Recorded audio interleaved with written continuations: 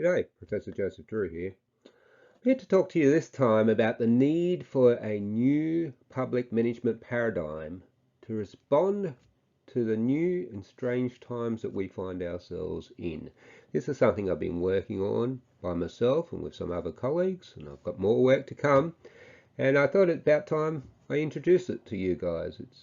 It's an important way of thinking about the purpose of government, and if you're part of government, about your responsibilities and your remit. So it's called Creating Human Flourishing, and this is based on the natural law philosophy, which is all about human nature and nature itself and the excellences that humans can aspire to and how to go about this. It's brand new. It responds to a time where government's been asked or felt the need to intervene significantly into people's lives, intrude significantly into our personal lives to cultivate the common good. And I'm not criticizing that at all, but there is a school of thought that we've gone too far, that these things have happened because of the existing public management paradigms which dominate today, which is the new the public value paradigm, which you find in the Anglo-American world.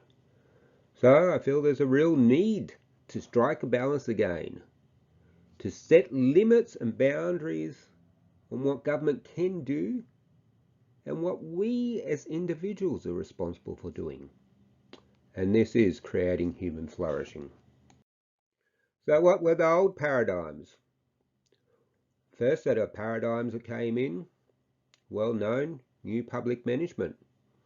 It's all about having government mimic what the corporate world does, because according to economists, the corporate world is the most efficient model for allocating resources to the right people at the right time. It was all about performance management, or as Bevan and Hood would have said, management by targets and terror. It was all about winding back big government and getting smaller government and freeing things up for the market. Heavily influenced by works such as the works by the great Milton Friedman. Sometime after that, we had Mark Moore come in with his public value paradigm. Much criticised, but extremely popular with public servants. It provides them with a narrative for what they do. It provides them with a purpose and the ability to chart a destiny, sometimes irrespective of what the political will and the will of the people is. It's about public value. It's about public servants searching out and discovering value, thinking of ways to use the state's authority and the state's resources to produce things that people will ultimately consider to be valuable. Unlike NPM, public value is all about building up the public service, expanding government. And I think COVID was the wrong problem at the wrong time, because it called for a response. We had a lot of public servants really embedded and wedded to this public value paradigm, and they used it to search out value in response to quite a significant disease, and they fully used the authority of the state and the financial resources of the state. And we're now starting to see the consequences of that with inflation, with protests, with violent crackdowns, with democratic deficit. I don't think it's worked as well as Moore would have liked it to have done. I don't think that the people, the public, necessarily had the same conception of what value might be as what some of our chief health officers might have had. I don't know.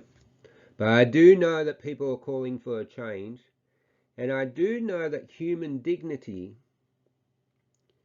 is the whole reason why each of us does what we do, and that the common good, which is the purpose of government, is there to allow people to flourish.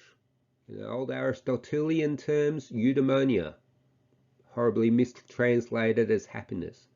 Our purpose is to flourish, to experience eudaimonia. And I don't think a lot of people have been doing that for the last 2 years. So what's this got to do with local government? Well, everything. If you're a councillor, a mayor, your purpose is to search out and find ways that you can help people to flourish through promoting the common good. And the common good is the cooperation. It's not necessarily about doing things. And this is a great point of distinction between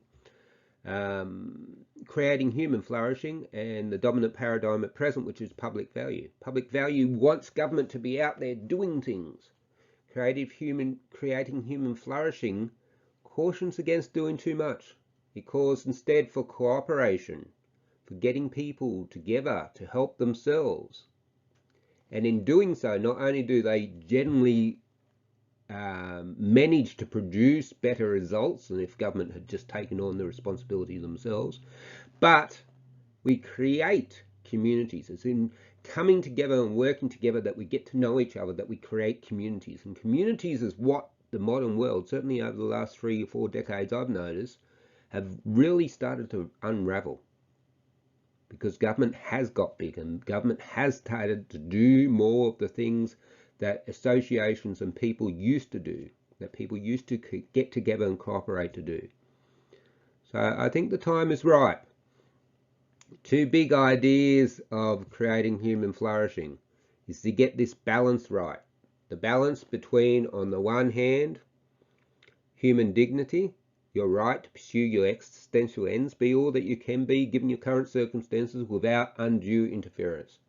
And on the other hand, against that, we're trying to balance the common good, which is the help accruing to people as a result of cooperation. And the common good allows us to completely fulfill our human dignity and to flourish as people. This is what we're trying to achieve, human flourishing. We can't do it without government. Don't get this wrong. This is not about no government. It's about government working in different ways, facilitating rather than providing. The other big thing that comes about because of the creating human flourishing perspective is the recognition that some things are just plain morally wrong. It doesn't matter how much good we think we can ultimately yield, how laudable our ends are. Some things, such as using people as means to an end, or unreasonably intruding into human dignity, are just morally wrong and therefore prohibited. 2 major principles, both derived from Catholic social teaching, although people that know me know that I'm not a Catholic, but I'm not going to jettison a great tradition and philosophy and moral thought simply because it belongs to a religious faction. These are great principles, well-tried principles, principles that are part of our common law and part of our institutions of government in the Anglo-American world. And it's a principle of subsidiarity, which is all about striking that balance by never intruding onto what people can do or their associations can do, and always providing help to people and associations when it's needed, but not just monetary help, help in all manner of kinds that are needed and desirable. And the other principle that's really important is the principle of double effect. And it says what I just said a few minutes ago. It doesn't matter how good the ends are, you can never use people as merely means to an end.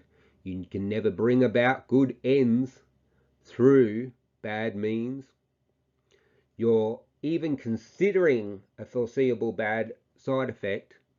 To even consider it, you must be faced with very grave circumstances. Now that's a very brief account of 2 very intricate philosophical principles, and I have got videos on these topics, so I suggest you go and watch those topics. But these are the two pillars upon which creating human flourishing can be built.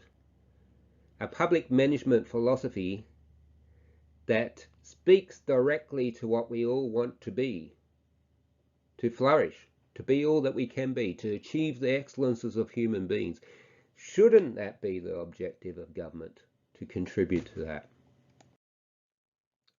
So I hope you enjoyed this video. Look out for forthcoming works on this. There's quite a lot of material on this in my new book, Saving Local Government. Even more material on the book that I've just finished, which will come out partway through next year, which is called Natural Law and Government. And then I've recently done a paper and committed to another paper that uses these sorts of ideas in different ways. It's a big project, it's a big undertaking. I hope you enjoy hearing about the idea.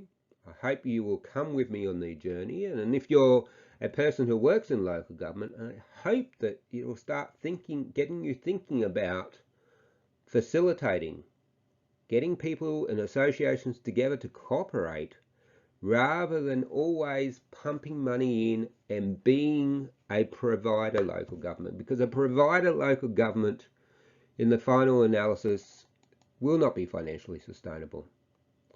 That's why the principle of subsidiarity was originally designed to deal with the problem that a government that takes over all the burdens of these wrecked associations and what individual people used to do, that it must buckle under its own weights that it has needlessly taken on. And I think the time is more than right for us to start thinking about creating human flourishing and thinking about changing the way that we do local government to reflect the teleological mission of government. Thank you very much for your time. Goodbye.